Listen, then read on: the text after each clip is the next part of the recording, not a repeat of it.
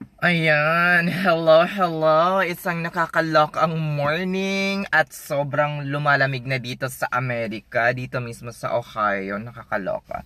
Naglalamig na dito sa mga state na malapit sa Eastern Coast. Eastern Coast? Eastern Coast bang tawag dyan?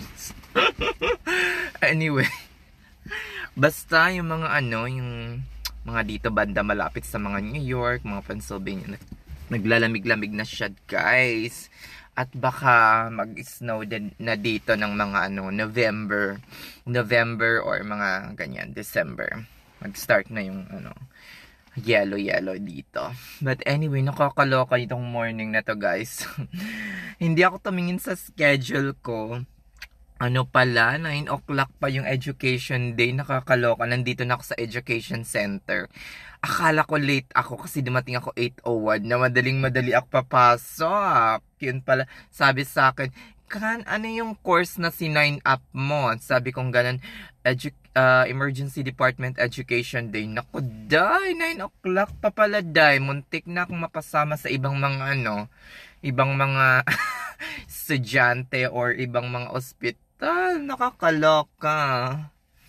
Anyway, may nag-comment about sa bilis ng about sa bilis ng processing ng visa ko. Yes, sobrang bilis niya talaga and I'm so grateful and thankful kasi sobrang napakabilis, mga inday. Kasi alam nyo naman, pumasa ako ng October 2021, mga inday.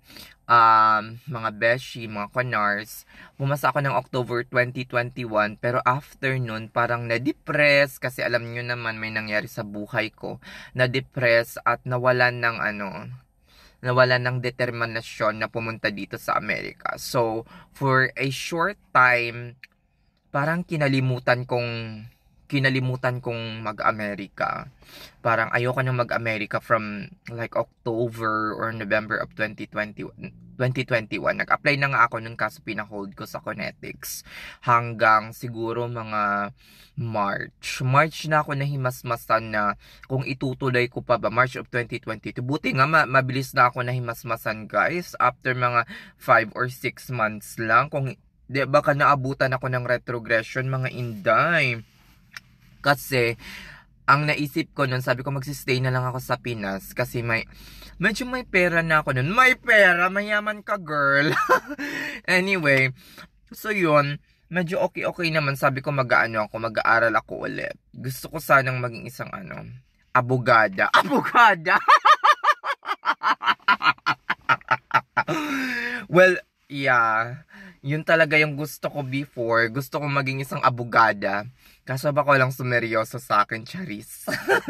Anyway, yon. So, merong nagkumbinsi sa akin. Marami ring nagkumbinsi, including my friend. Pero, meron talaga akong isang tao na nagkumbinsi sa akin. And at the same time, before nung March, nag-travel din ako. Sabi kong ganun, mag-a-Amerika ba ako or ipagpapatuloy ko yung pangarap ko na maging isang kung ano man.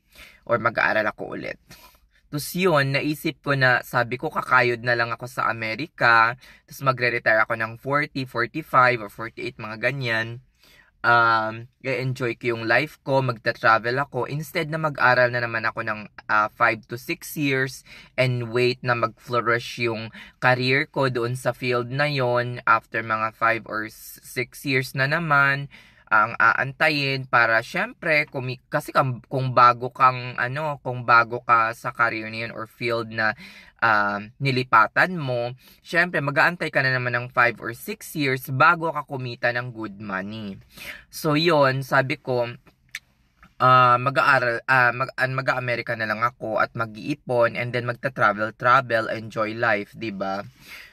So, ayun na nga, fast forward, no March, nag-decide ako na magpa-interview at pinalad naman na makapasa or mabigyan ng job offer. Tapos yun, tuloy-tuloy na, mga inday, dinidelay-delay ko pa, day. After 2 weeks or 3 weeks, besh, March 15 or March 10 ata, April first week, second week, may priority date na ako. Nakakaloka! Tapos, ayun, pinagdidili-dili ko, dahil September ata, may visa na ako Yeah, mga Inday, September siguro may visa na ako, day. As in, nung August pa lang, meron ng vacancy for interview. Actually, nung August or July, August ata, ready na ako, ready visa na, yung parang ready na yung case ko, pwede na ako magpa-interview. Dinilay ko pa dahil ng 1 buwan at kalahati bago magpa-medical. Nakailang rebook ako ng medical dahil. Kasi nga parang ayoko pa talagang umalis, nakakaloka, at ayun na nga, October, or siguro mga last week of October, mga ganyan. October ba? November.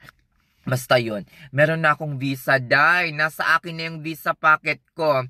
Sabi ng ospital, ano ka namin, ihabol ka namin sa November batch. Ay, ang lola nyo hindi nagpatalo. Hindi umalis, day. Nagantay ng January, day. Kasi nga natatakot sa snow, day. Kaya ayon, since natatakot ako sa snow, charis. Yeah, syempre bagong driver ako, sabi ko, paano kaya ako magda-drive sa snow, day? Kaya hindi ako pumunta dito, day. Kaya ayon, ang lola nyo nakaalis ng January. So imagine, less than a year ang processing, mga Inday. Hindi ako mabot ng 1 taon ng pag-aantay. Nakakaloka. Isang bonggang nakakalokan, mga Inday. So yun, after kong pumasa, hindi talaga ako nag-apply agad kasi nga wala na akong balak mag-America. But I'm very thankful na pinursu ko itong American dream ko kasi napaka-worth it niya. Sobra.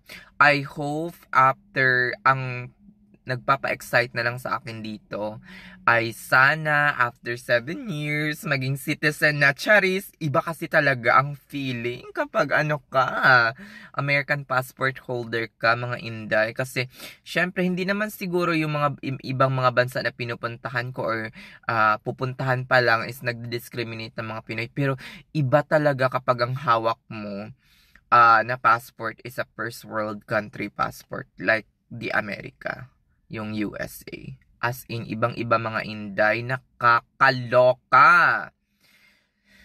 Hay. So, ayun na nga, may retrogression. Sana, no? Ma-lift na yung retrogression. Pero, I don't think so. Pero, okay na rin yan. At least, hindi siya nag-move backward ng sobra-sobra, mga Inday.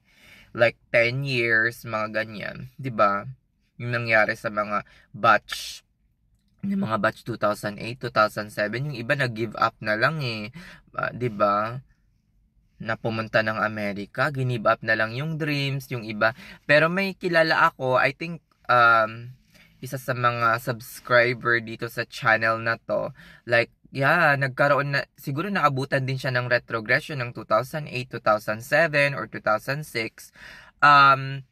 Pero pinupursue pa rin niya ngayon yung kanyang American dream. 'Di ba?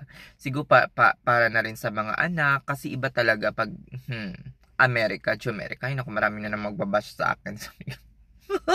Mga kaibigan kong nasa mga kabatchmate ko siguro sa Saudi Arabia na nasa UK na. Baka yan na naman ako. Charis, joke lang. But anyway, kung saan mampanig kayo ng mundo, guys, good luck. And sana mag-America din kayo, charis. Ay naku, kung saan kayo masaya, mga Inday. Ako nga gusto kong bumalik ng Saudi Arabia. Nakakaloka. Pero pag American passport holder na tayo, charis! Hindi siguro, baka after 10 years mag-retire na ako sa bedside nursing. Nakakapagod kaya mag-bedside, mga Inday. As in, nakakaloka. Kaya kung wala kayong masyadong solid na experience, ang maipapayo ko or may sasuggest ko is wag lang mag-hospital. Hindi naman masama maging isang RN sa isang nursing home or maging RN sa isang rehab facility. Hindi naman yun nakakababa dito, mga Inday. Basta RN ka, RN. Dala mo yung yung title mo, yung 2 letrang RN. Hindi nakakahiya kung sa nursing home o kaya sa rehab facility ka na nag-work. Ang mas nakakahiya is pag pumunta ka dito ng walang experience, tapos napunta ka sa ospital, tapos nakamatay ka ng pasyente. Boom! Period!